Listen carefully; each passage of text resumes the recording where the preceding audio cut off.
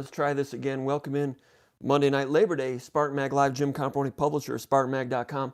I usually have this on a tripod. I left the tripod in the press box at Spartan Stadium on Friday night. Konadike's going to give that to me again on Tuesday. So I got a gimbal right now, and I hope that the thing doesn't go haywire on us. Got a little bit of battery in there. If the battery goes, we're going to go. We're going to see how it goes tonight. Michigan State coming off a 28-7 victory over Tulsa Friday night. The number 18 ranked Spartans 1-0, getting ready to play Western Michigan next weekend. Go ahead and put some questions up there on the YouTube Spartan Mag channel. First, let's go right to the mailbag. Steven81 from Lansing, Michigan. He's a new Spartan Mag subscriber. Spartan Magger, welcome, Steven81. He asked a question on the Underground Bunker message board at SpartanMag.com a little while ago. He asked, will there be any changes to the tailback rotation? I tell you what, that's a fluid situation. D'Antonio said that prior to the first game. It remains that way. Coming out of that first game, Hayward had a couple of good moments. Of course, really good as a receiver. A couple times not taking the correct path as a blocker, which foiled the construct of a play on a 4th and short failure. And the next series, Hayward was out. Hayward finished with 43 yards, 15 carries, 2.9 per carry. You guys know that. Elijah Collins, 8 carries, 2.1 per carry. Ladarius Jefferson, 1.1 per carry. And Ladarius Jefferson also took an incorrect path on a short yardage play. So will there be a change in the rotation? There was a change in the rotation as that game progressed. Like I just mentioned, Hayward had a lot of work early on and a lot of work later. But at some point after that 4th down play, he was out. Eli Collins went in, did some good things. So when you look at the number of carries, Hayward with 15 carries, Jefferson with 7, Collins with 8. Kind of a surprise that Eli Collins would have 8 carries, Jefferson with 7. Jefferson with some good moments early on. Converted a 3rd and 2 with a 3-yard run on an inside zone in the first half. Very next play, they throw that swing pass out to him, and he makes 3 guys miss and gets about 20 yards or so. So Jefferson looked good early, but later on lost a little favor, and Collins gained favor later. So like I said, Collins 8 carries, Jefferson 7, Hayward 15. Anthony Williams is the big question. The freshman from Chicago looked good in the spring, looked good early in camp, sidelined. We don't know when he's going to come back. D'Antonio doesn't talk about injuries a lot, and he's certainly not talking about Anthony Williams and when he will be available. But when Anthony Williams is healthy, he will be on the field, and we will start to see what he can give them in terms of a little more juice, a little more athleticism out of the backfield. Also a guy that can catch the ball real well. So at some point, Anthony Williams is going to get his chance, just like last year when Alante Thomas got his chance, and even Antoine Simmons got a chance at running back a little bit. Anthony Williams will get his chance, and if someone's doing well, they're going to stay with a hot running back. They've done that forever. 3 running backs got a lot of work in the opener against Tulsa. Was reduced to 2, it gets reduced to 2, usually in the D'Antonio system, if someone is doing well. If someone's doing well and hot, he might have 1 understudy, number 3 running back, a lot of times gets shuffled out. That happened to Larry Caper. It's happened to other ones. 3 running backs is usually not the way they want to go. They auditioned all of them on Friday. I'm anticipating a 2-headed monster at some point where somebody gets 25 carries, someone else gets 12, maybe a 3rd guy gets 1 or 2. That's if all systems are go, but certainly all systems are not go at this time. So they'll play a Western Michigan team, 1-0, coming off a victory on Saturday. Haven't looked at Western Michigan yet, but you have to assume Michigan State should or could be able to get the ground game going finally against Western. You thought they might be able to against Tulsa. I thought they might be able to with Tulsa ranking number 119 in the country last year in rush defense. Did not happen. All the more reason to test it. All the more reason to give it a try because you need to get that part of the game going when the tough part of the schedule comes up. Let me go over to the page right now and see if we've got any questions over there. Now, during the game, there were some boos. I understand that. If I had paid a ticket, I might have been a little bit grouchy. Also, I'm going to tell you right now, before I get to some questions, I'll tell you right now why I think if you want to boo, I'm not going to pass moral judgment on whether it's right or wrong to boo. That's not what I'm going to do. You pay your money, you can do whatever you want. I certainly would never boo a college kid. I've only booed 1 athlete in my life as a paying ticket observer, that's when I was about 22 years old. I booed Rob Deere at Tiger Stadium one time. Because I won't, should I go off on a tangent? People hate it when I do tangents. All right, I'll tell you real quick. You may have heard this before. I may have said it before. All right, the Tigers were like 5 games out. It's August. Pops it up. Doesn't run it out. Actually, it's a fly ball. Rob Deere doesn't run it out. And Michigan State, the Tigers are on the cusp of being in contention. He doesn't run it out. He ends up on first. I yelled out, Deere, you should be on second base. You got to run that out. I'm thinking to myself, it's late August. You're 5 games out. And this is what I yelled. I said, I want to win this game more than you do. And then I booed. Only time I've ever booed. Because I really did think I wanted to win more than he did. But you know what? It's August. They were 5 months into it. Maybe he had a little hamstring or something. I don't know. Sorry about the tangent. If you want to boo at Spartan Stadium, you can do that. Booing 21-year-old athletes. Sometimes I don't think you're booing the athletes. I think that gets misconstrued in the press. I don't think that the players were getting booed. It's the coaches that I think the fans are booing. The decisions by the coaches, if I'm not mistaken, that's what people are booing. If you want to do that, that's fine. This is why in this case, I don't think it was correct to boo, because Michigan State, they were up 25-0, 25-7, 28-7. At that point, Michigan State early in the second half started to try to run the ball. Trying to run the ball. An important part of the whole outfit that needs to get ironed out at some point. First half, run game wasn't so strong. You're up, you're winning. So I assume if they're running the ball and you guys are booing, or people are booing, you want them to throw it. Well, it's not like the throw game was all that great. But if you throw an interception there for pick 6, now it's 25-14. Now you could be in a game, a close game, a tight game. The defense is playing great. So the last thing you want to do at your own 5-yard line is help the opponent by throwing something up in the air, pick 6, turning the game around. You played your defense there to win the game, of course. But not only that, you have to run the ball to see if you can run the ball. It's early in the season. You think you might have an offensive line. Turned out they didn't have much of an offensive line in that game.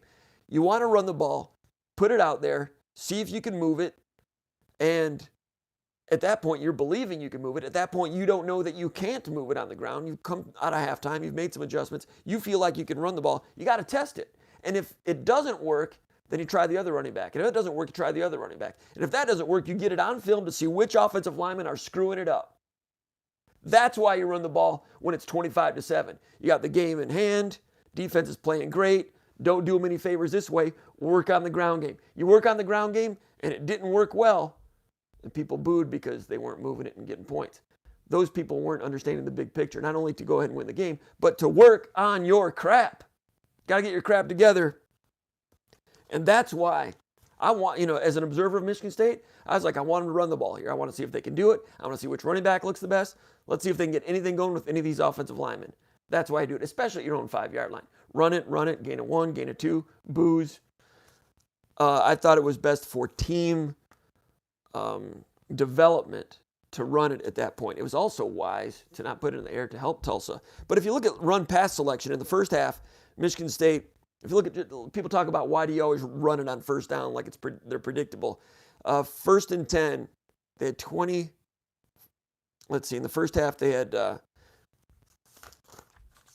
15 first and 10s, 5 run, 10 pass. 5 times they ran, 10 times they passed in the first half on first down. In the third quarter, 4 runs, 4 passes on first down. That's in the third quarter. Then in the fourth quarter, when they're just trying to get the run game going and eke things out, of course, it was 5 first down runs, 0 first down passes for good reason. But again, in the first half, 15 first and 10s, 5 of them were run plays, only 5. Now, of course, the run game failed, and we'll get into that a little bit more in a minute. Let's go to the mailbag, and then I'll go to the YouTube questions. I appreciate everybody here, Spartan Maggers, checking things out and coming to the Spartan Mag Live Monday night. I think we might do this on Monday nights all year because it gives me a little bit more time to go over film, which I have not gone over. I've gone over the film once. I need to go over it again. I need to look at these offensive linemen a couple more times and get a little better grasp on things. C.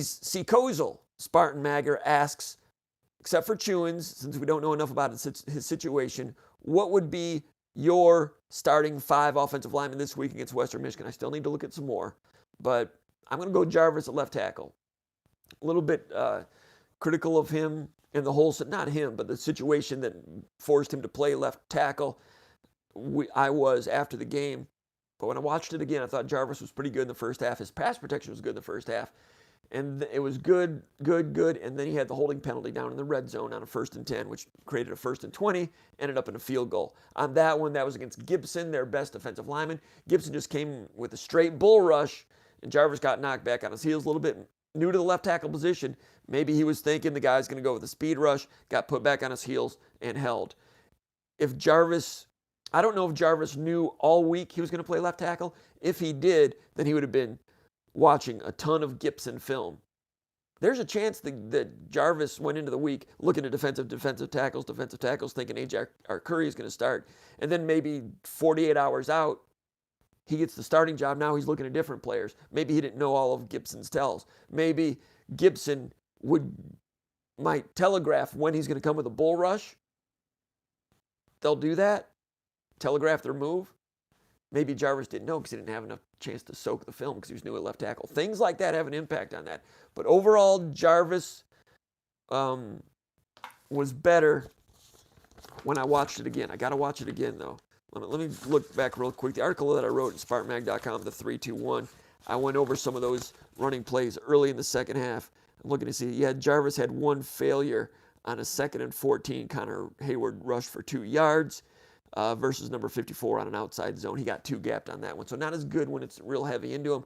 Jarvis, I don't disagree with D'Antonio, who says that Jarvis can be functional or good at left tackle. Right now, if we don't know about Arcuri has a lower body injury. We don't know about his availability. He dressed in that game. I didn't watch Arcuri during pregame warmups. I'm guessing he just stood to the side. I was not aware of the injury situation while pregame was going on. If I had known that, I would have watched him more closely, but I don't know if Arcuri is back. And when he does come back, we don't know what percentage he's going to be. And when he does come back, it'll be the first time he's ever played real downs. He only has 22 snaps in his career. I was high on Arcuri coming out of the green-white game. I was like, no one's talking about Arcuri. Arcuri looked good in the green-white game, which I didn't realize till I went home and watched it again. He's got the physical build, athletic movement, long arms, gets his hands on you and the play's over. I thought he did pretty well in the green-white game. I thought he'd be a playing group guy. Then Chewins has his back situation. Arcuri becomes the first string left tackle. Then he gets injured and then he can't play. When he does play, we've not seen him play. So I don't want to get into that unknown is undefeated situation. We don't know anything about Arcuri, and while we don't know anything about him, he's undefeated. Happens with backup quarterbacks a lot. I was the one that talked about Arcuri being a guy that's going to be in the playing group. Now that he's supposed to be a starter, now that he's the missing starter, I don't want to overhype it and say when he comes back everything's going to be great. I don't know that. I've never seen him play on a game day in these type of situations. When he comes in, there'll be some nerves. It'll be his first game. Everybody else had their first game on Friday, and you saw some ugly first games around the country. When Arcuri comes in, it'll be his first game. He's going to have some ugly moments. So when he comes in, I don't expect him to save the universe. But I think he'll be a functional part of the playing group at least. But they'd like to get Chewins back too. I don't know where that stuff is. They're quiet about those things. Assuming Arcuri is out, my starting lineup to answer C. Kozel's question, I got Jarvis at left tackle. I got Blake Buter at left guard. I thought Buter did some good things. There was one play I mentioned in the 3-2-1 article where he came out of the linebacker level and was physical, quick. One of the better blocks I've ever seen from him. Former walk-on, Farmington Hills Harrison, I think it was. Last year helped with all the injuries, played a couple of positions. Against Tulsa, he played some center, played some guard. I would have him at guard. And Allen, still at center, had some tough moments, but I think Allen is still the guy. I'd have Higbee at guard. Higbee started the second half. He didn't start the game. Started the second half. Wasn't bad. I know that he pulled on that 4th down stoppage. It wasn't his fault that the nose tackle penetrated and gummed up the play. That nose tackle, near as I can tell, just guessed the snap count. And it's power this way. So when Higbee's going this way, the center and the left guard, they have to block down to seal they have to block back to make sure that wake created when he pulls gets closed off. So they're going this way, and the nose guard's going that way. Buter at left guard has to try to down block. It ends up almost being like a reach block. Instead of inside out, it's outside in. And wasn't quick enough to get to him. If that nose guard is not so quick off the ball to the point where I'm pretty sure that he was guessing the snap count and was off right at the snap. And when he does that, Buter can't get to him, gums up the pull block, Higbee can't get there. Now, instead of 4 versus 5 at the point of attack, it's 4 versus 6 at the point of it's 3 versus 5 at the point of attack. Yeah, I know they had 9 and Michigan State had 8, but if you pull, actually Michigan State had 8, they had 10. Michigan State pulls a guy.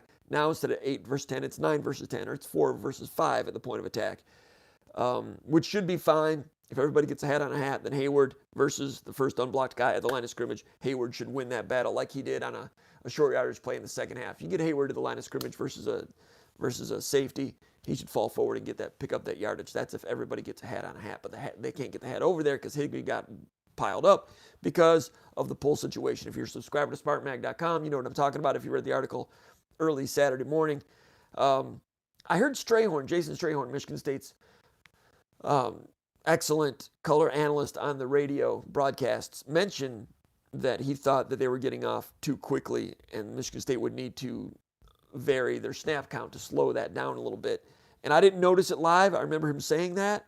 And then when I went back and watched it again, I'm like, that's the play he's talking about. It had a big impact on that 4th down stoppage. All right, let's go to some of these questions real quick. And let me pause for some water from the Great Lakes State. Sorry if that grosses anybody out. We're kind of a primitive undertaking here, but we're having fun. Appreciate everybody being here. All right, Rob South says, what's up, fellas and ladies? Glad to have Rob South here. He's treating it like a chat, which is good. This can be our end of the weekend chat. Monday's usually when I'm going to have to do it. I'd like to do it on Sundays, but I might not have all the film study done, and I've got some other obligations I have to do on Sunday afternoons. So I might not be ready by Sunday night every single week. Desert Spartan 1. Hey, Jim, please walk us off the edge. The offensive line isn't that bad, is it? Or is it? Desert Spartan from Chandler, Arizona. Off the edge. He wants me to dabble in suicide prevention. I'm not qualified for that. Offensive line, I'm going to watch it a little bit more. I will say that, and you know, a lot of the questions in the mailbag pertain to the offensive line, so I might as well get into it now. After the game, yeah, I thought the offensive line obviously was not good. Watching it again, I don't think the problems are as pronounced as I initially thought. Jordan Reed did some good things at pass protection. Jarvis did some good things at pass protection. Pass protection was pretty good overall. Picking up blitzes was pretty good. Run blocking, of course, was the problem. There were times, and I got to go over to the second half a little bit more, when I saw some guys getting thrown aside once or twice. Luke Campbell, I expected him to play better. He's a guy that's proven in the past. I don't want to criticize him as an athlete. He's doing his best. I want to watch a little bit more, but I think he started at left guard. It wouldn't surprise me if Buter starts in front of Campbell next week. As a whole, there were some problems with some miscommunications. The first time that they ran a tight bunch, it was an inside zone, and let me see that. See if I had Konadike here, he would talk right now while I get the particulars together. But the way this is, I can't. But there was a time when, Higbee was involved, Allen was involved, and you had 2 guys blocking one when I thought you had him, you thought I had him. 2 different occasions. Nobody got beat, but a miscommunication, and that's one of the negative runs. And their negative runs were Michigan State on the night had about 29 rushes. 16 of the rushes, 2 yards or less. 16 out of 29. I'm talking about tailback runs. I'm not talking about flanker sweeps or quarterback keepers. I'm talking about tailback runs. 16 times out of 29. Obviously, more than half, they were held to 2 yards or less. Got to be better than that. 5 times they gained 3 yards. 8 times they gained 4 or more. And you saw the averages. Averages were not good at all. Can that get better? That's the big question. Because if the offensive line can get better and the run game can get better, then this team becomes a bona fide threat in the Big Ten East, although Ohio State looks pretty good, don't they? Michigan doing some good things. Those wide receivers looked good, especially on third and manageable. More quarterback run with Michigan this year. Left tackles, they're the right offensive tackles they're working on. Running backs, they're going with the Charbonnet kid who's got some ability, but the defense in Michigan is a half step slower than it was last year, and they could have some problems on defensive tackle. Everybody knows that follows Michigan. So that defense is not as good. The offense, they're running the quarterback a lot. A lot. That's kind of interesting. Patterson did some good things. But Michigan State can be right there because Michigan State's got an excellent defense. Everybody knows that. Michigan State gets the offensive line going, gets the ground game going. That's the big question. Off the ledge, I'm not going to say for sure that the offensive line is crap for the long haul. I'm going to withhold judgment. I'll continue to say Buter is capable now. Allen is capable. Higbee, we'll have to wait and see. He started the second half. Higbee started the second half. I thought that was noteworthy. Didn't see anything terrible out of him. The tight end blocking. Dotson in the first half blocked better than I've ever seen him block. As a junior, did some really good things. Really depleted their stand-up edge linebacker on that first fourth down conversion when Rocky Lombardi kept it. He depleted the stand-up linebacker and played off of him and then blocked the middle linebacker, had an outside-in leverage on him. Dotson ends up blocking 2 guys on that play, which enables the play to work because it's 8 blocking 9. You're down a blocker on that because they've got everybody up. You need somebody to block 2. And Lombardi gains 2 yards. Would have gained it easily if Matt Siebert had sustained his block. If Siebert sustains his block, Rocky Lombardi might go 20 yards for a touchdown on that play. So that's got to be why Michigan State went back to that play. Not the next time they had 4th and 1, but the time after that when they had 4th and 1. Because the next time they had 4th and 1, they ran that power. That's when Higbee got gummed up, didn't work, got out quick there. So they took it back to the outside to the D gap on that quarterback. It's a single wing keeper. And the second time they did it, Connor Hayward missed his block. Got to block the inside threat first. Hayward didn't get there. He veered to the outside, which was strange because he had just blocked it correctly a few minutes earlier. You have to assume he'll block it correctly again. He didn't do it, and the play was stopped. Not necessarily because it was wrong on the chalkboard. It was wrong because they didn't execute. Yeah, there's a lot of people out there saying, hey, why don't you just play action pass? I understand.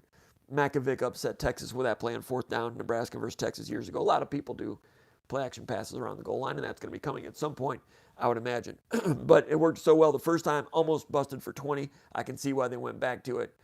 I would anticipate next time you see that look, Lombardi's going to, at one of these points, he's going to throw it. And people have to stay back and honor the pass. Let's move along.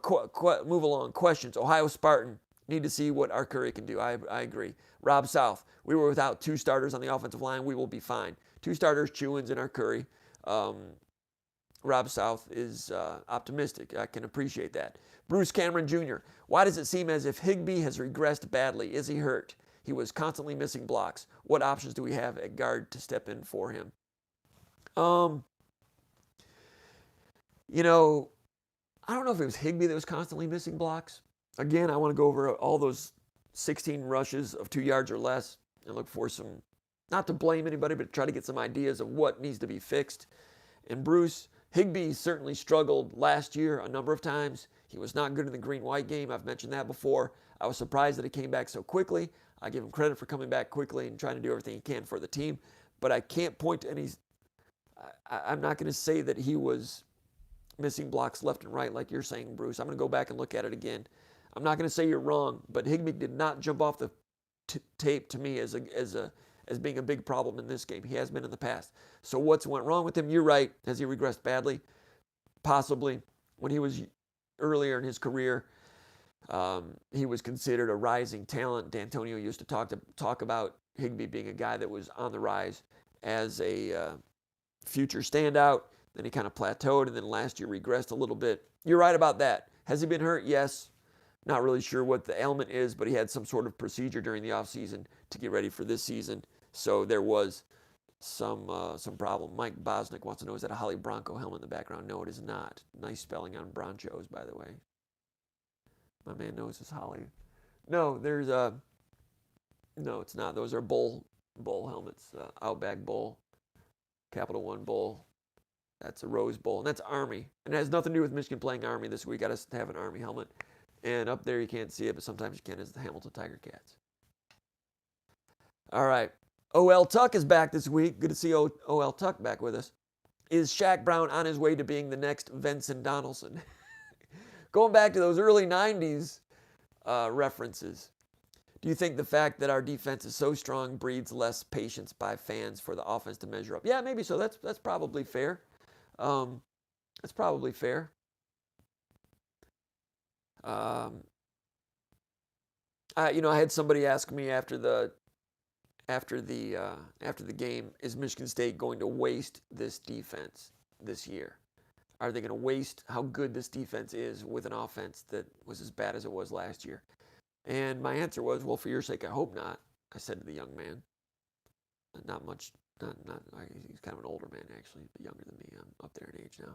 So I think that does add to the impatient aspect of the fans. Cause the fans, they want championships. They've seen championships, and they see this offense, and they know that that's not an offense championship level offense. Obviously, I will say this: there have been a lot of comparisons to 2013.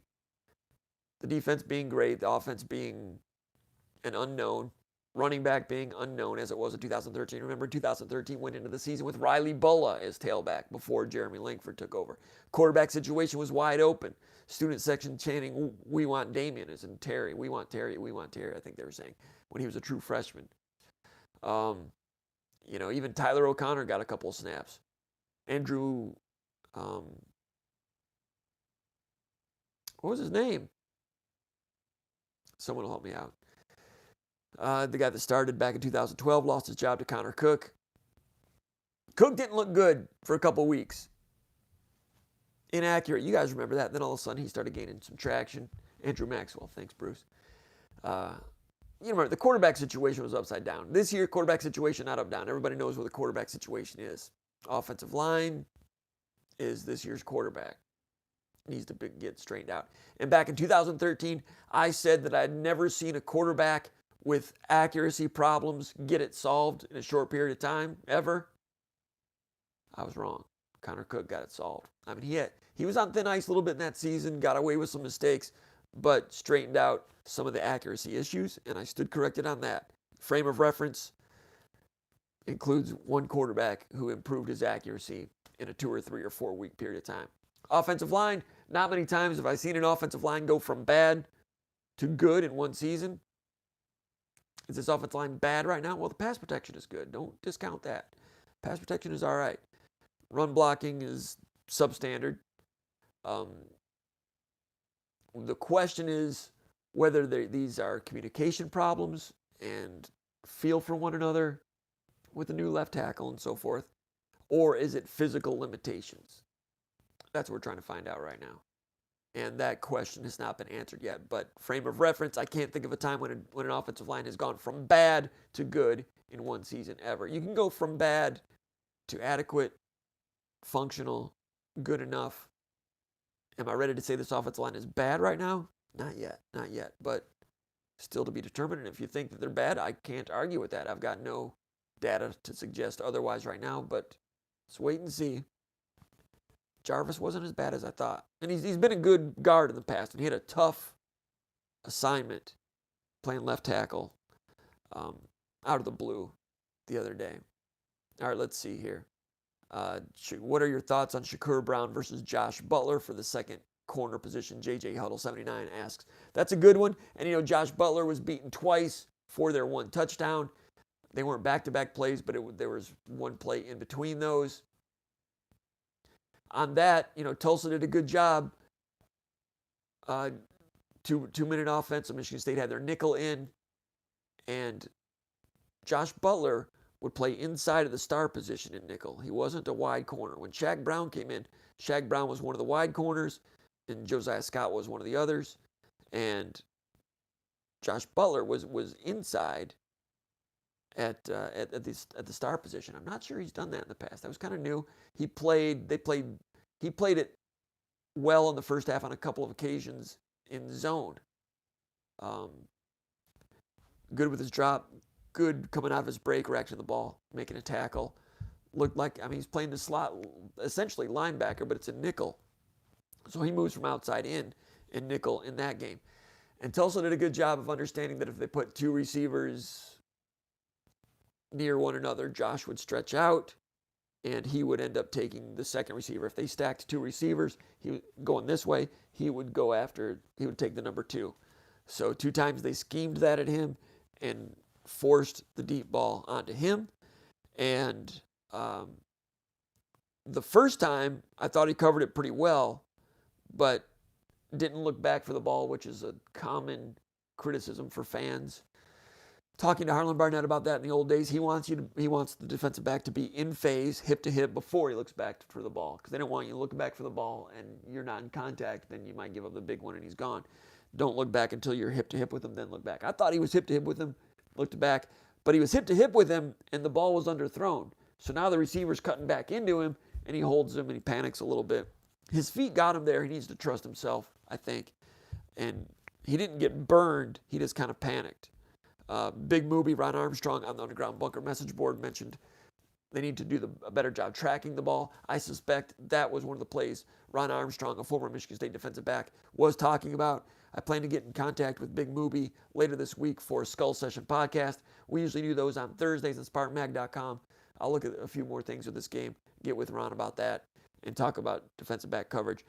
So Josh Butler, 2 plays later, deep ball, same thing. They schemed to go deep on him, and I think he panicked on that one a little bit. Also, you saw what happened. He held, and the guy still caught the ball. Pass interference on both of them. Yes, he needs to do better than that. This defense is so good. Look like there's one weak link there, Josh Butler. And if you're Western Michigan, you're looking, where are we going to attack? Where are we going to attack? There's not a lot of weaknesses. They'll go after Josh Butler. It's on film. He got beat twice. They're going to go after him. It's going to happen. And if he gives up another one of those, I think Shaq Brown could come in and be the guy. Now, Shaq Brown did get some chances as the corner opposite of Josiah Scott for 2 or 3 series. Otherwise, they're just rolling that many corners, and Shakur Brown is on the field in nickel anyway. Does he jump Josh Butler? That's something to keep an eye on. That was a battle during preseason camp. But like I said, Josh Butler, I think, when Michigan State plays zone, I think Butler has a better handle on that than Shaq Brown right now. If Michigan State plays press zone, the man match stuff that they do, with the offhand jam and the half turn and all that stuff, press quarters, it becomes man-to-man. It can become man-to-man based on how you're formationed and what the route is. So although it's press zone, you have to play, you get reduced to man-to-man principles in a hurry. Someone can scheme that on you. But when Michigan State's playing off zone, Josh Butler, I think, is a little bit better at that right now. Had a decent game in a lot of ways, but Butler gave up those two plays, so that's still being determined, and it's a good question. Let's see, other film takeaways of mine personally. Siebert is really struggling as a second-string tight end. Former walk-on, Traverse City kid, transferred in from Buffalo. Spent last year defensive end, back into tight end this year. They need him at tight end. He's doing his best. Caught a pass down in the red zone once, but he's just not sustaining blocks the way they need it done. They miss Noah Davis right now. Noah Davis didn't play last year because of injury. He played the year before as a freshman, was considered one of their up-and-coming blocking tight ends. They need Noah Davis as a blocking tight end. He's not on the depth chart. He was around in the spring and was just kind of okay in the green-white game as a blocker. But Siebert, they need better out of him. He needs to show improvement. You always hear about the old cliche. There's more improvement between week 1 and week 2 than any other time of the year, and they need to see that on Siebert. Dotson's blocking was improved. The best blocking I've seen from him in the first half. But Siebert needs to improve. That's one of my takeaways after watching the film. Also, the fact that Tulsa's defense is a little bit of a knuckleball. Paul Konerdijk mentioned that in the VCast. D'Antonio kind of mentioned it. There was just some things that Michigan State had a little bit of trouble getting a handle on. That the 30 front, Michigan State, for whatever reason, has always had trouble running against 30 fronts, regardless of whether it's Northern Colorado or Notre Dame. They have trouble with it. Not sure why. Tulsa's defense, a lot of times, if they weren't bringing the house, they were dropping 5. Yeah, I know they're a 3-3-5, but usually one of the 5 is basically a hybrid linebacker. No, they're 5. They would have 3 deep and 2 corners. I mean, it was a 5 deep shell. And when Michigan State saw that with a three-man rush, that's why they were dumping to the backs so often. But dumping to the backs on 3rd and long and 3rd and 20 in the red zone, D'Antonio just kind of shook his head. He didn't like that. Didn't like the way that looked. Not what they want to do. And if they had that to do it over, they might do that one differently. But the knuckleball's there. You've got a 30 front, fast flow on some basically what amounts to run blitzes, and a good job disguising it, because then they would drop into that 5 shell. And that's one of the reasons that they ranked so well last year in pass defense, which was like number 10 in the country in yards, but number 41 in yards per pass attempt. If you throw it, it's got to be underneath, and they're going to tackle you. Tackling was shoddy a little bit last year in some of the games that I saw, but they want you to throw underneath, and then you're not going to get a lot of yards after the catch. That's their theory, and it held true against Michigan State for the most part. So a little bit of a knuckleball there. It doesn't explain all the problems, but Michigan State was a little off balance with some things. Maybe Tulsa's better than they were last year. Also, Tulsa had a new defensive coordinator this year. I wonder about that fast flow defense. When I saw them play last year, their run defense was bad because they were that 5 deep shell. They were always back on their heels, defending the pass first, and people were able to run against them. This game, there was a lot more fast flow, and I don't know that they haven't done that in the past, but that would be one of my questions this week if I get a chance. Did they do more of that fast flow run blitz stuff than they showed on film last year, which is entirely possible with a new coordinator? They certainly did a good job stopping Michigan State's running attack. No question about that. I thought it was interesting that Michigan State started taking advantage of that fast flow stuff with old-fashioned play-action pass against man-to-man. If they weren't in the deep 5, if they were coming with cover 1 with fast flow man-to-man pressures, old-fashioned fake handoff. No RPO stuff on this one. It's fake handoff. Larice Nelson, gain of 25 yards down into the red zone. Plain old play action. Plain old conventional offense. Interestingly, when Michigan State was having trouble coming out of their own end early in the third quarter, run, incomplete, pass, grumbles, get it again, run, some boos. And then they threw it to Siebert. I think it was Siebert. Barely got a first down, got a favorable spot on that. Now it's 1st and 10, and what do? Next play, they're under center. It might have been 2 tight ends, 2 wides. Hard play action. Darrell Stewart across the middle, like 13 yards. That's what got that drive going. They moved 73 yards, got down to the 9-yard line, and I think they were stopped on downs or something. But ironic that all this talk about new offenses and how the spread, tempo, all those things have swept the nation. Well, defenses have kind of caught up to a lot of that stuff. Now, I know Oklahoma's still doing great with it, but there's a lot of low-scoring games these days. You notice that Northwestern-Stanford game? Northwestern might be returning back to conventional offense too. But you saw Florida-Miami. That was ugly. There have been a lot of ugly, low-scoring type of games. Michigan State's offense, it was ugly. And it's ironic to me that old-fashioned conventional play-action passes were 2 of the better passes of the day for Michigan State. Let's go back to the YouTube questions here. Let's see. Maybe the offensive line needs to eat more pierogies. John G., did Tulsa even complete a pass in the third quarter? It's a good question. I don't know. Richard Vissers, how special were the special teams for this game? They're pretty special. Naylor looked good as a punt returner. Cody White looked pretty good as a punt returner. Dominique Long with that blocked punt. The other side of that blocked punt was C.J. Hayes. But interestingly, Michigan State didn't even have a punt block on for that. Hayes and Dominique Long were going, but everybody else was in punt safe. So Dominic Long just speed on that one. I'm not sure you're going to see Michigan State going all out to block a lot of punts. That's not what they want to do. They want to get the ball back. That's their philosophy on punt return. But they made a play on that one for sure. And the kicker, Coughlin, I spell his name wrong. I say it wrong. I don't know. 4 for 4. He was money. Hartbarger, what's his name? Jake? I think I called him Craig in the article. Sorry about that. He's a weapon. He's back. He looked better than ever. That 60-yarder was one of the best punts I've ever seen from him. Is Jacob Panishik already better than Demetrius Cooper? Mr. GN wants to know. Yeah, I'd say he is. Yeah, he's better than Demetrius Cooper. Panishik, that sack he had shoulder club outside. And he did that move a couple of times. Bending the hoop with the body lean on when he gets to the quarterback, when he gets into the backfield.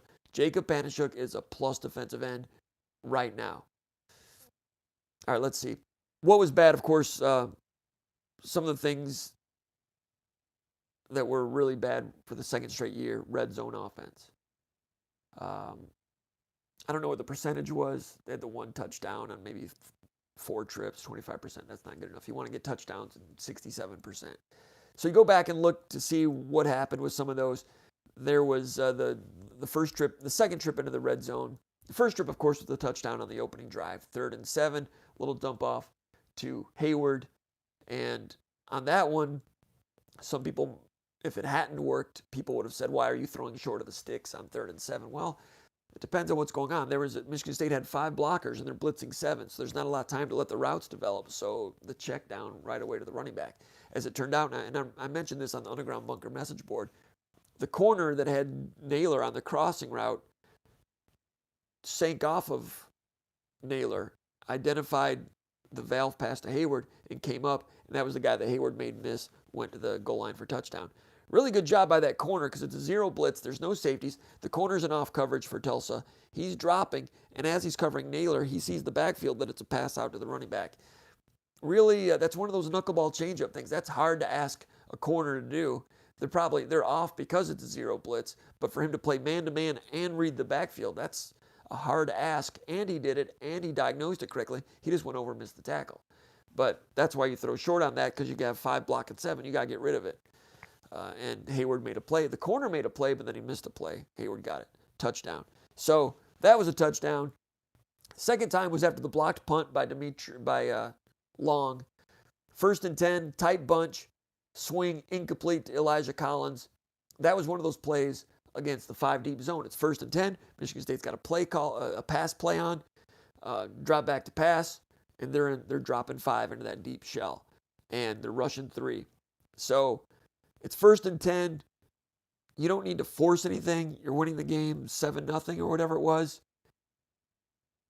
There's going to be a lot of traffic out there with 4 receivers being covered by 8. So obviously, Lewerke was coached on a 1st and 10. If you read the 5 deep in a 3-man rush, hit it to your running back because they're going to be bailing. It had worked a little bit earlier. This time, Elijah Collins, I think he dropped it or was incomplete or something. No gain. I'm looking into the red zone. What went wrong in the red zone? This was the first trip. I'm going to go through 3 trips. 2nd and 10, 25-yard line. Tight bunch again. Flanker around to the short side. You guys hate that. A lot of people hate that. Any kind of reverse or fly sweep to the short side of the field. I know a lot of you guys hate that. People are like, does that ever work? I've seen it work a few times. Auburn does it. I think Florida did it against Miami early in the year. Or was it UCLA against Cincinnati? Somebody on that night did it. It's kind of rare, but it's a flanker around. This was not like the jet sweep all the way around. It was just a flanker coming out of the tight bunch. Gained 4 yards, and the play side safety reacted so quick to that. I mean, that's where that fast flow stuff.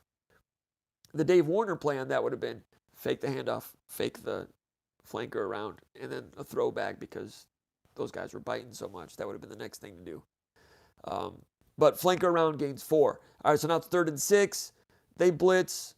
Michigan State throws a slant. Cody White. This is one of the problems. Incomplete. Off the field, kick a field goal. Cody White runs a slant. It's high. It's incomplete. Going off the field. Lewerke and Cody White are talking. You can tell they were not on the same page. I asked Cody White about that. And he said, yeah, just some things we've got to get used to, get things ironed out. No question. The depth of the route is not what Lewerke thought. Lewerke thought that White would be further downfield. White broke it off the way he did. I don't know who's right and who's wrong. I would imagine the quarterback was probably right. I don't know. He seemed pretty sure of himself and talking to Cody White about it. But, so what happened on 3rd and 6? Quarterback, wide receiver, same pageness. Did Tulsa stop them? Did Michigan State stop themselves? The flanker to the short side. Some of you guys would not like that play. Gained 4 yards. I'm not saying you're wrong, but that's what it was when you go back and look to see what happened. The next time, red zone failure. This was after the fumbled shotgun snap.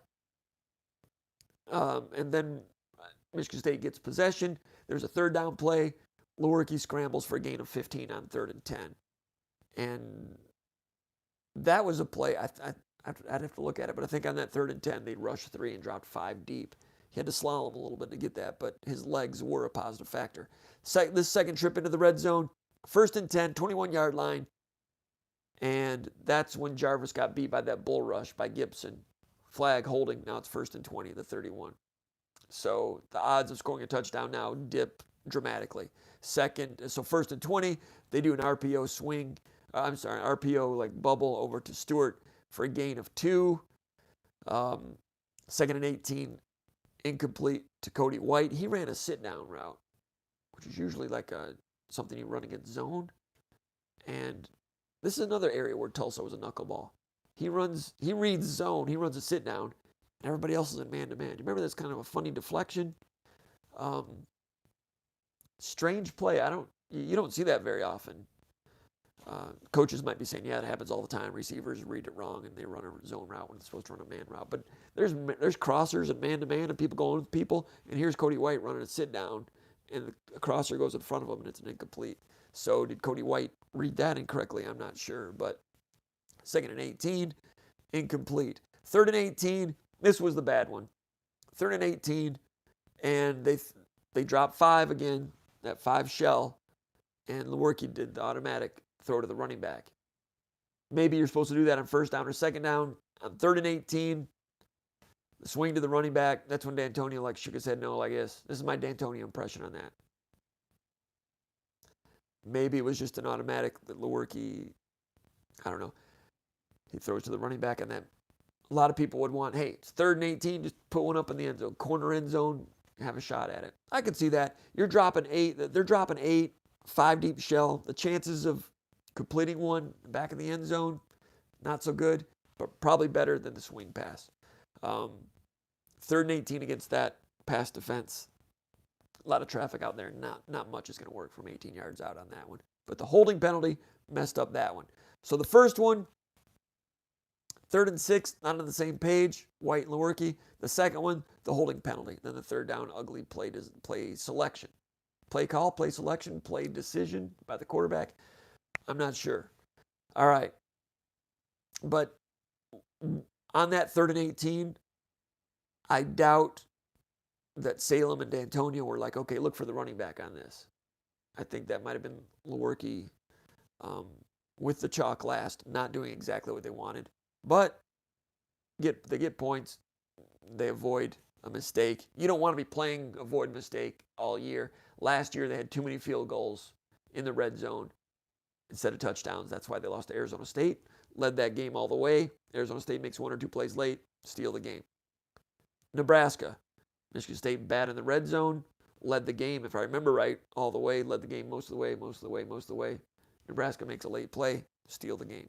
You don't score in the red zone, even with that defense, you're going to let people steal games. The third one, then we're going to move on. The third red zone failure. 2nd quarter, this is after that 25-yard pass to Larice Nelson we mentioned ago. The play action pass to Larice Nelson. 1st and 10, 18-yard line, comes a 3-man rush, dropping 8, which knuckleball, they threw that in there. Sometimes they were fast flow everybody, then they would drop everybody. And there was no in between. And it worked. They bottled up Michigan State's offense. They dropped 8. And even though they were only rushing 3, Gibson, number 15, the defensive end, beat Jordan Reed, the right tackle on that play, got some pressure. So Lewerke's got to scramble a little bit, throws a little valve to Hayward. They gain 4. If they're rushing 3, you can't give up pressure. Jordan Reed had a pretty good game at pass protection. Maybe as the game went along, not as good. But that 1st and 10 in the red zone, Lewerke did a good job just to get 4 yards out of it. 2nd and 6, zone read keeper. Zone read, Lewerke keeps it, gains 1.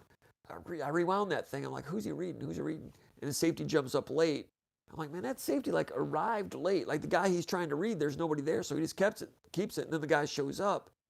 I think if I asked Lewerke about that, he'd be like, yeah, the guy was supposed to read, no one was there, so I just kept it. The guy shows up, stops it for a 1-yard gain. The zone reads these days, they're not reading defensive ends much anymore around the country because defensive ends are unblocked. They're hitting quarterbacks too much, quarterbacks getting hurt. So a lot of zone read game, they're reading safeties and so forth. And the safety just was somewhere else. Again, I don't know if they're disguising that or they just lucked, a guy was out of position and they lucked into a defensive play. I don't know, but zone read. In the red zone, not a bad play call. You don't want Brian Lewerke running the ball and being exposed all the time. But in a red zone situation, I can understand it. That was just another one of those knuckleballs. I don't know. So he gains a yard. Now it's 3rd and 5, and they blitz, and they run a tight end out route because, again, you got to get rid of it. Hurry. 3 times on 3rd down, tight end right at the sticks. Maybe 4 times. You know, Dotson, 4th down, go for it. Dotson, 4th down, go for it. And then this one to the tight end, gain of 4. Might have been Siebert, 4th and 1. That's when Lombardi came in and they stopped him. Coming out of their own territory early in the 3rd quarter, threw it to Siebert, barely got the 1st down. Got a favorable spot on that, I think. My point is, at least 4 times on 3rd and medium or 3rd and long, they went to the tight end, right at the sticks. Gave them 4th and short a couple times. They're going to want that tight end to drive a little further on that. But going to the tight end in those situations was something new in this offense, something that I think they can build on. We have a few minutes left as we get to 9:30 here. Let's go to some of these questions.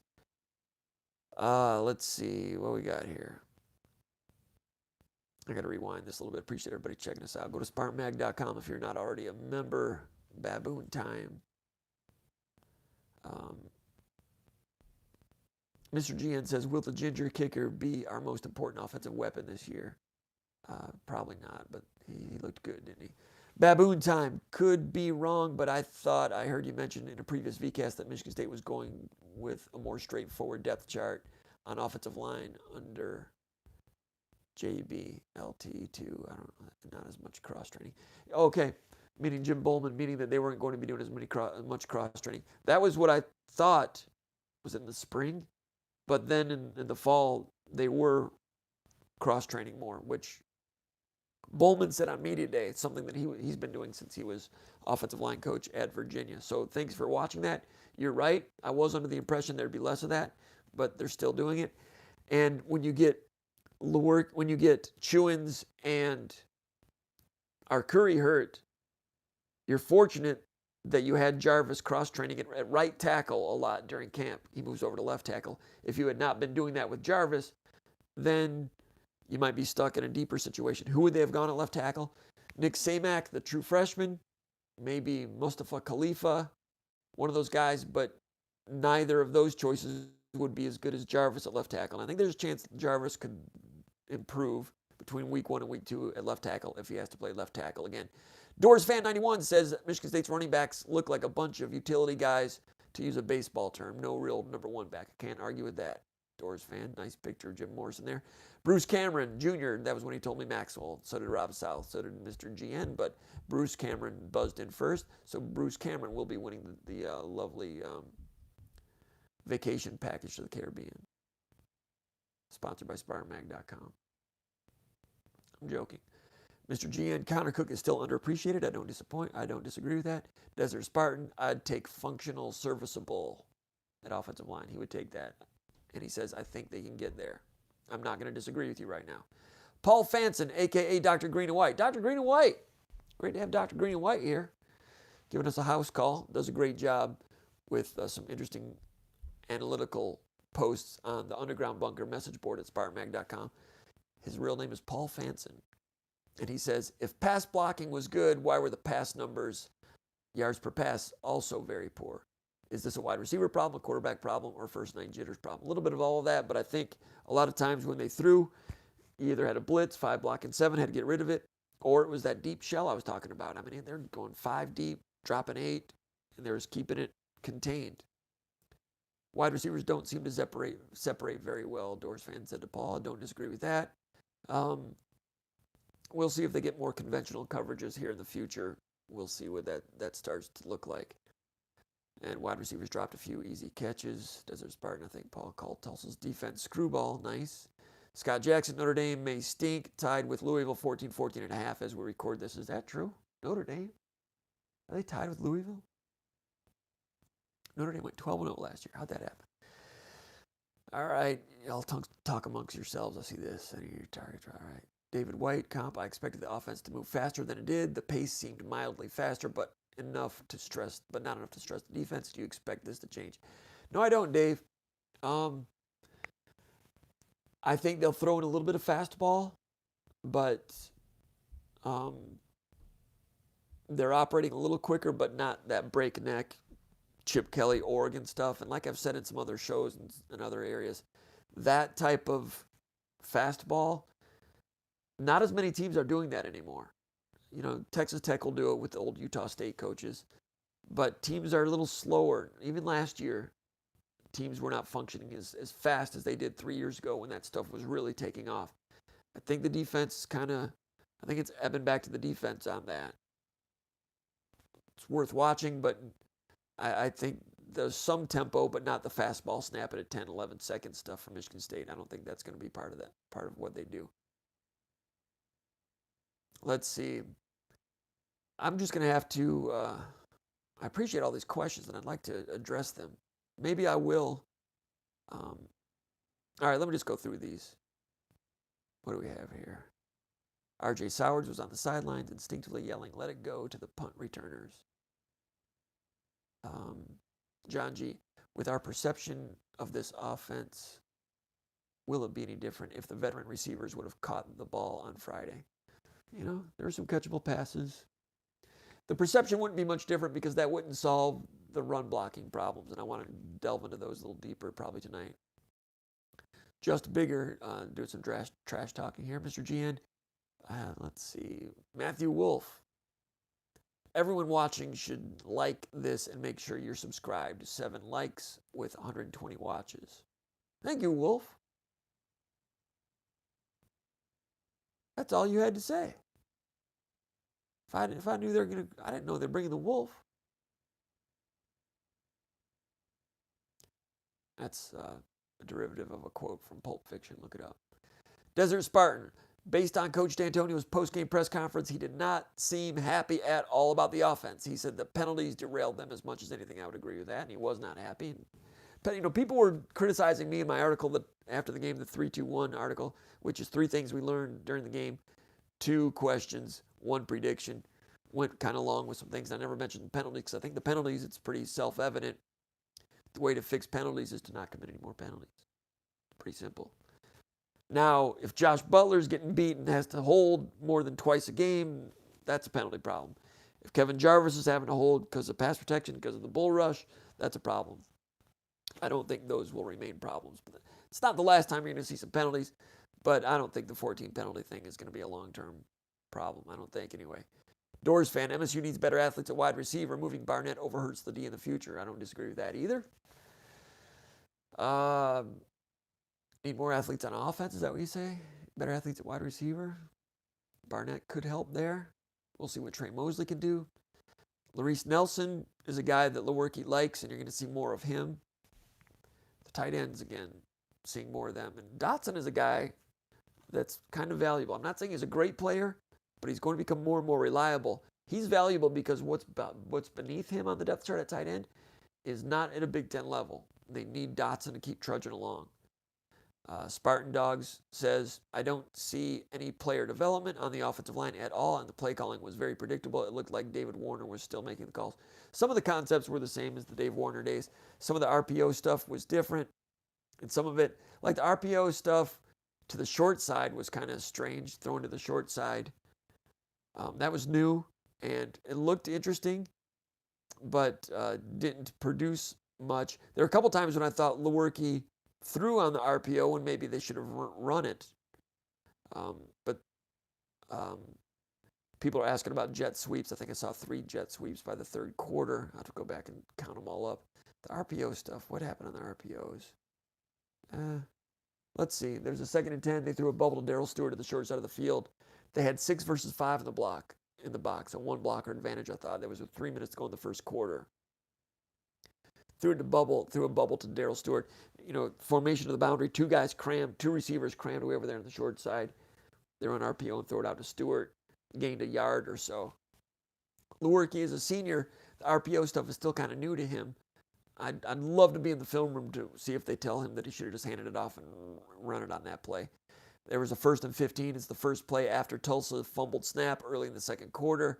Play action pass to Siebert to the short side of the field. They gained 5 also. That was also an RPO pass where I thought they might have had a run advantage. There's a 1st and 20, the 31-yard line, kind of a counter deuce thing. The first time that they pulled somebody and also brought an H-back with it in the pistol, and they threw a bubble to Stewart on that one to the field, gained 2 yards.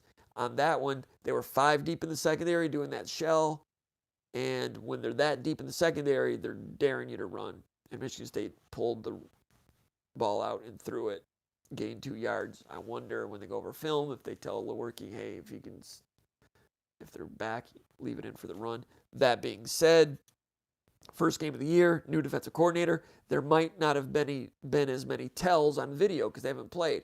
Maybe the tells were false tells.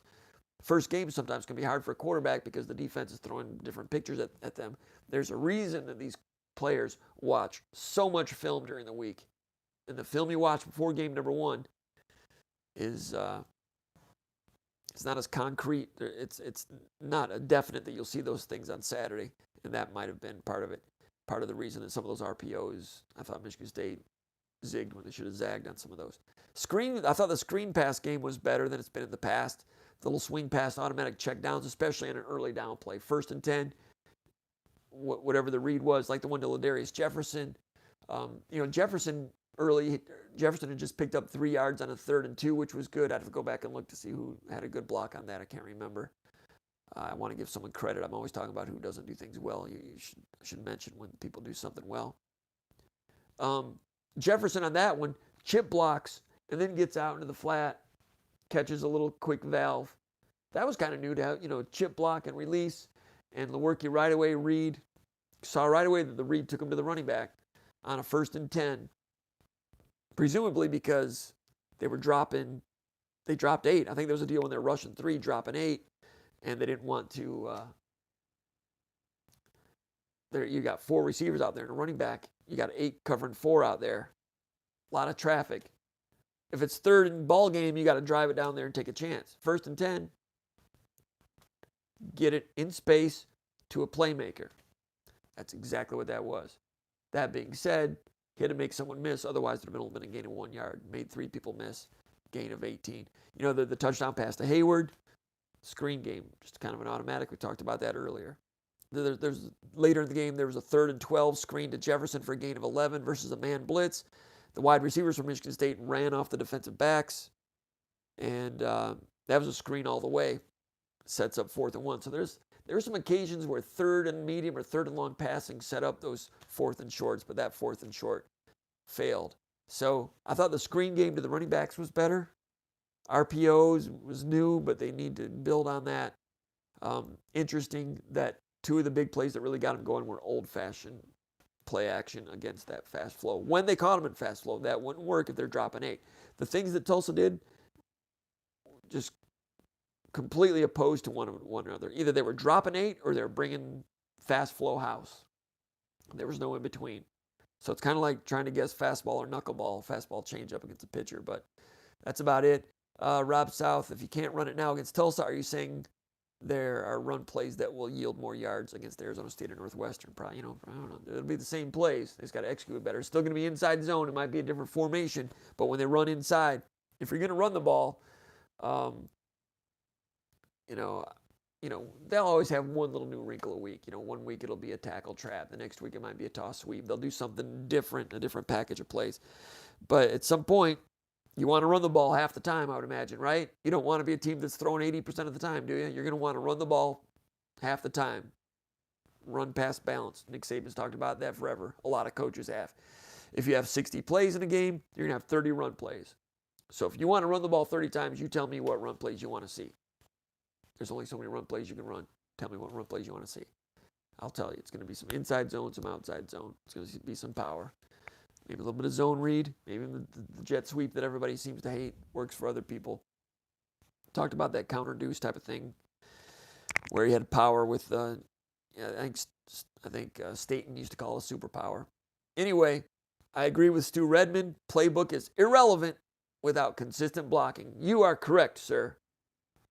Consistent blocking. Blocking and tackling. Michigan State tackling. I didn't see any team in the country tackle better than Michigan State in week number 1. Blocking. Usually I say defense is half the game. Well, blocking is a big part of the game. That's in basketball. Defense is half the game.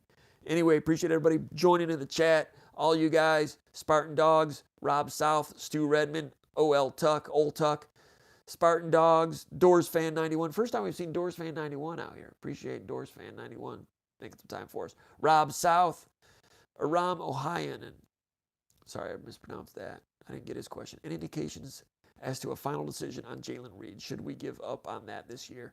I would say give up on it. Doesn't look favorable. I don't know if, there's word that there's some academic situation going on there also. Desert Spartan 1, Royale with cheese. Did I mention that in one of these podcasts? Or on the message board? I was driving to Detroit a couple weeks ago, and I saw one of those food trucks, and it was called Royale with cheese. I thought that was pretty cool. Would Luis Fonseca start on this line? Old Tuck, is he always making fun? Fonseca lasted about a month at Michigan State back in the old days. Anyway, thanks to all you guys, Spartan Maggers, joining us. Went a little bit long. What did we go? 65 minutes on this one. We'll be back next Monday to talk about Michigan State, Western Michigan. I'll get together with Big Mooby, hopefully on Thursday. I'll get my hands on some Western Michigan film. Go over a little bit more about the offensive line. I want to look at it again to see, just to look at it again and see what was going on. Defense was great, weren't they? Western's quarterback had a big game in week number 1 against weak opposition. Another night game, Saturday night, Spartan Stadium. SpartanMag.com will be there covering it. Appreciate everybody coming to the Spartan Mag Live podcast. It's a mailbag podcast. I had some other questions here. I feel bad because these guys asked some questions. I'm gonna go overtime. We're gonna go overtime because these people ask questions, and I appreciate them asking questions. Michigan State Polo from Torch Lake. He says, I would love to hear your thoughts on what you were encouraged by out of the skill position players. I'd say Lewerke's quickness is back. That helps to move the chains, the foot speed. Last year, I think that he didn't want to run as much. Not sure all the reasons. I can guess some of the reasons. But now he's ready to run some more, and that's a plus. Lewerke's handle on the RPO, I think, will get better. The Darryl Stewart stuff can be better as part of the RPO. Michigan State was doing RPOs laterally to the flats a lot in this game. You watch Michigan against, who did they play? Middle Tennessee State. A lot of Michigan's RPOs were downfield slants and some quick downfield stuff. So Michigan State's RPOs were east and west. I'm assuming that could change a little bit as the season goes along. I'll be watching for it. Eli Collins, I thought, was intriguing with his quick acceleration. He was the pure running back out of all these recruits. Hayward was a wide receiver quarterback. Ladarius Jefferson was a quarterback. Elijah Collins was a tailback. Like I've said 1,000 times, Wisconsin wanted him to be a tailback. Recruited him hard. Elijah Collins, you can see on a couple of those plays, looked like a tailback. His pass protection has not been good. That's why he didn't play last year, and Ladarius Jefferson did. But Elijah Collins had a little extra giddy up, didn't he? A lot of people thought that. A lot of people noticed that. Elijah Collins was intriguing. As Polo asked which skill players I was encouraged by, Eli Collins would be one. Cody White and Lewerke need to get on the same page on those third downs. That was not as good. Sherlock asks, Sherlock is doing some research here, doing some investigating. Over on the Underground Bunker message board at SpartanMag.com, Sherlock asked a question about Vernon Carey, something that I said about the 5-star basketball recruit that went to Duke, and something that I'll talk to you guys about. It's nothing huge, just something that changed Izzo's viewpoint on things for the future, but don't want to talk about it just yet. It's going to be down the road, and we'll watch to see what impact it has. Question, Sparta Pride out of Royal Oak, Michigan. It says, any update on the young offensive lineman? From everything reported, I would not be surprised if we see Samac, Dobbs, or Duplain starting by the end of the year. What reports are you reading? From everything reported, I would not be surprised if we see Samac, Dobbs, and Duplain starting by the end of the year. Also, what's the deal with Big James Ohanba? Sparta Pride, I give you credit for knowing who those guys are, but starting, no. Now, Samac did some good things at tackle in the spring, played in the green-white game, and he looked like a high school kid. Looked like a good high school player in the green-white game. Moved in and played a little bit of center. I imagine if something were to happen to Jarvis at left tackle, Khalifa would be in there, but Samac might be in there also, but Samac starting? No, I don't think so. Not yet, but he's on target. Dobbs is on target, but he's young. He's not ready. Duplain just moved over there, played defense in the spring. I know and a lot of the questions over at the bunker pertained to offensive line and solutions. Solutions being players we have not seen play yet have to be, who can we get to Michigan State? Who can Michigan State get that's better than what you're seeing? Well, if there were anyone better, they'd be out there. Dobbs, Samac, someday. Ohanba, he had to lose some weight. He's in danger of being a little bit behind, getting behind schedule a little bit. I've not have to wait and see on him. That's code for I've not heard anything real great about him yet. And I haven't heard anything bad, but I haven't heard anything good yet. All right, Duplain's just getting started, and Ohanba, I don't know. It's gonna take a while. Spencer Brown, I saw someone talking about Spencer Brown. Spencer Brown looks good. He's got some ability, but he's got a lot of learning to do. He's been around. He's got a great attitude. He's got a lot of work to do. I haven't seen them since a little bit of that practice. I'll have to watch them a little bit in some of the pre-games. That's all we get to see a whole lot is the pre-games. And even those are not 100% obviously at pre-game. Dr. Green and White from Howell. At what point does the staff start to prep a freshman offensive tackle as a stopgap to the Chewins or Curry injuries? Good question, but like I've said earlier, I think Jarvis is going to be okay as the stopgap for now. Khalifa's in there a little bit. He's been on the edge, knocking on the door, playing group. Not sure what that would look like if and when he gets in, but he's close to getting on the field if they need him, but not something they want to do right now, I don't think. ManDB20, 199 from New York City on the Underground Bunker message board at SpartanMag.com asks a basketball question. He says, has there been any further word on the eligibility of Joey Hauser for this season? Joey Hauser, the transfer from Marquette. If not, what's your sense of it happening? I can just say Michigan State's pursuing it, and things sound positive to me. My friend Jack Ebling asked me at interviews on Tuesday, football interviews, he said, hey, what do you think the chances are with Hauser? I'm sure he has an opinion of his own. He just wanted to see where I was. And I just said better than 50%. It's my read right now. Spartans 87, better than 50% that he'll be immediately eligible. Just wait and see on that. Spartans 87 from Jackson. I'm wondering if your percentages have changed after 1 week of football. Spartans 87 from Jackson, Michigan. Percentages, you're talking about the things I talked about last week when I gave percentages for who's going to win the Big Ten. And I had like Ohio State at 40 or 45%. I would move Ohio State over 50% now. I would move Michigan State down to 10%. I would move Northwestern way down to 0. I mean, that was the biggest development of the weekend. I thought, Northwestern being Northwestern was just going to have one of those Northwestern years again, and their defense is pretty good. The running back Bowser got a little banged up, but Hunter Johnson, the transfer from Clemson, came in and was not good. 5-star quarterback. Got beat out at Clemson, transfers in. You heard that he was competing with Green at quarterback, and you heard it was a close competition. And I'm like, well, are they just saying that because they don't want Stanford to know who the starter is going to be, or is it actually a close competition? And if it is a close competition, that didn't speak too well to Hunter Johnson.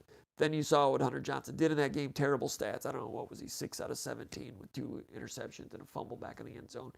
Really indecisive, pulling the trigger. Really not ready to get it done. Maybe he'll improve from there. Occasionally you'll see a quarterback be real bad in his first time out and get better, but I don't know. TJ Green got hurt in that game. He's out for the season, I think I heard today. Foot injury, likely out for the season, BTN reported. So it's Hunter Johnson. And it's his offense. And in that Northwestern offense, the quarterback, in any offense, the quarterback is important. But, I mean, when Northwestern is rolling on offense, they just have a quarterback whippersnapper that is just keeping you guessing and off balance everywhere. Doesn't look like Hunter Johnson's that guy. Doesn't look like Northwestern has their usual type of quarterback. I'm going to take Northwestern down to 0%. Is that overreaction after one game? Maybe leave 1%, but that would be my percentage change on that. Penn State up, been recruiting well. Defense ran pretty well. 79 points. I want to watch that game. I'm guessing Franklin ran the score up. Am I wrong? I know they had 40 by halftime. Maybe they took the foot off the gas, but they've done that to some other teams in the past. Not too cool. Midland Sparty says, are you hearing anything about wearing the alternate jerseys this weekend for the Western Michigan game? You know, the alternate jerseys. I've heard a lot of people talk about that on national talk shows. It is the source of ridicule nationally. When people talk about ugly uniforms, they talk Michigan State. So Michigan State's got that going for them, which is nice. Spartam93 asks, do you think we underestimated the Tulsa defense? Yeah, maybe a little bit. That defensive line, those guys were pretty rotund. Gibson was pretty good. Those defensive tackles having trouble moving them, which shouldn't always be the problem. Just because someone's 300 pounds, double team shouldn't move those guys. But the knuckleball change-ups, first game, new defensive coordinator, I think that I underestimated the Tulsa defense. Spartan93 says he thinks that they will win at least 8 games. I'm not so sure about that because they are in the American, and that conference is not bad. I mean, you're going to deal with who's in that, like Memphis and some decent teams in there, Houston. So I don't know if they're going to win 8. I doubt it, but better than they were last year, and I underestimated the defense, I think. We'll know after 3 or 4 weeks if Tulsa all of a sudden starts getting drilled by people. Michigan State still can't run the ball, then it is what it is. One more question. P. Kinsler says, after game 1, what record do you see as the ceiling for this year's team? Wow. You know, I thought the ceiling was 11 wins if everything was great. I thought it was like a 9-win team, an 8.5, 9-win team. And when you're a 9-win team, you're a couple of breaks at all time with that defense from stealing a couple more and going 11-1. We've seen Michigan State do that in the past. And I thought that this team possibly, everything goes right, that ceiling existed for these guys also. That offensive line, not as far along as I expected. Everybody's saying that offensive line really struggled. So 11, I'm going to take it down to 10 now as the ceiling. That could change, though. I don't expect it to change that much. So that's it. Now, overtime is over for sure. We're done with the SpartanMag Live. Appreciate everybody checking in. We're going to go next Monday. Go over to SpartanMag.com. Become a Magger. All the cool kids are doing it. You'll have fun with it. Jim Comparoni. We'll be with Paul Konerdijk throughout the week covering press conference tomorrow and getting into interviews with players Tuesday night as Michigan State tries to go to 2-0 against the Western Michigan Broncos Saturday. SpartanMag.com. We'll be there at Spartan Stadium. Thanks for joining us.